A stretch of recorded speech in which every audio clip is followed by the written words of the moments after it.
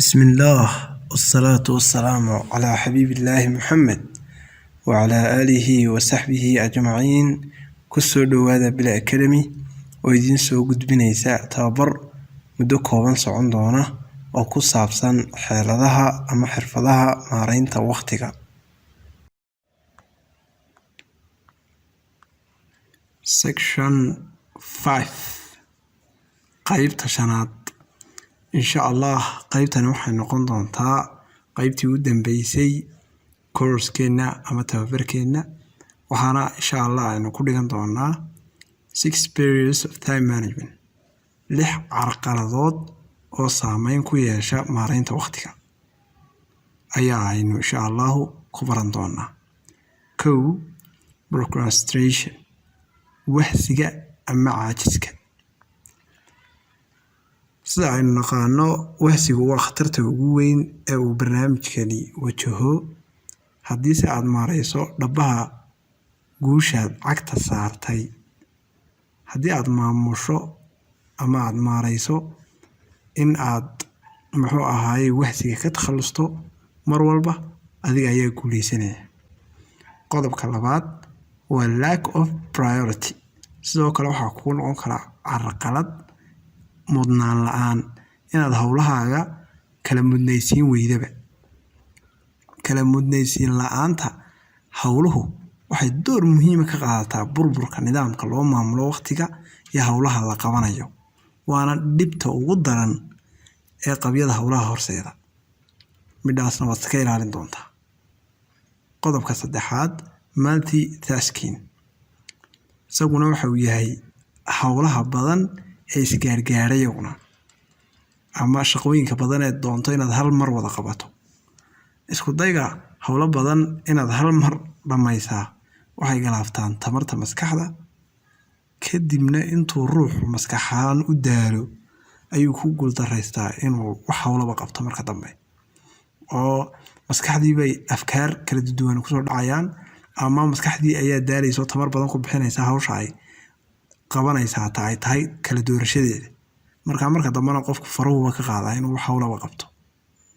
qodobka afraad ee isaguna carqalad ama dhibaato ku ah maareynta waqtigu wuxuu yahay too many interruptions dhexgallo fara badan ama rabshado fara badan oo lagu sameeyo adigoo hawlahaagii maareynta waqtiga iska haysta oo ku toosan jadwalkaagii.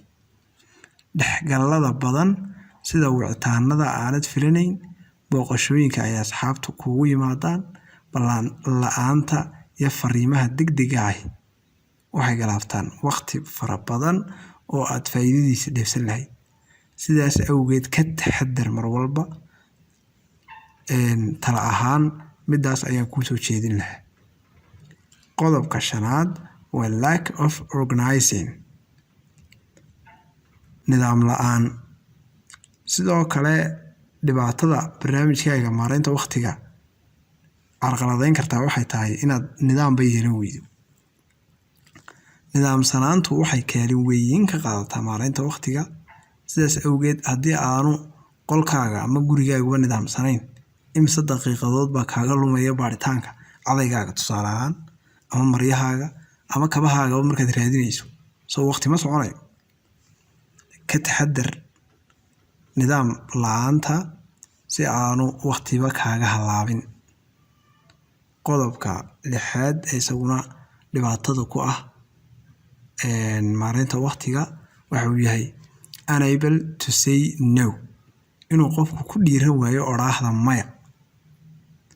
adigoo hawl muhiim haysta haddii uu saaxiibkaagu soo waco si aad kulan madadaalo ah ula qaadato oo aad ogolaato halkii aad u sheegi lahayd inaad hawl haysato oo aad may odhan lahayd ka war halis intee leeg ayuu go'aan jaleecaas yar ee difaac la'aanta ay waqtigaaga u geysanaya.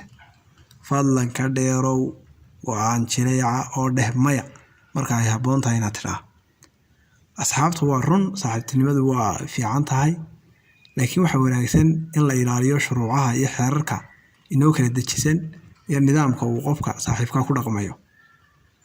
haddii uu saaxiibka leeyahay barnaamijka maareynta waqtiga adigoo la sii ballamin muxuu ahaayey ha ku dulkedin waa dhibaato ballamo ama wicitaano aan qorshaysnayna saaxiibka haba la yeelanba hadduu barnaamijka leeyahay ama hadduu hawlo haysto si aanu kuu dhibsan qofkii adigana sidoo kale ha ka ogolaanin saaxiibka inuu saasoo kale kugu sameeyo oo maya ku dheh marka ay muhiimka tahay waayo waxaad badbaadinaysaa waqtigaagii waqtiguna waa hantida ugu qaalisan ee adduunyada ku haysato intaas waxaynu kusoo gabagabeynaynaa koorskeennii time management aad baad mahadsantihiin inaynu wax badanna kala faa'iidaysanay baan rajaynayaa wassalaamu calaykum waraxmatullaahi wabarakaatuh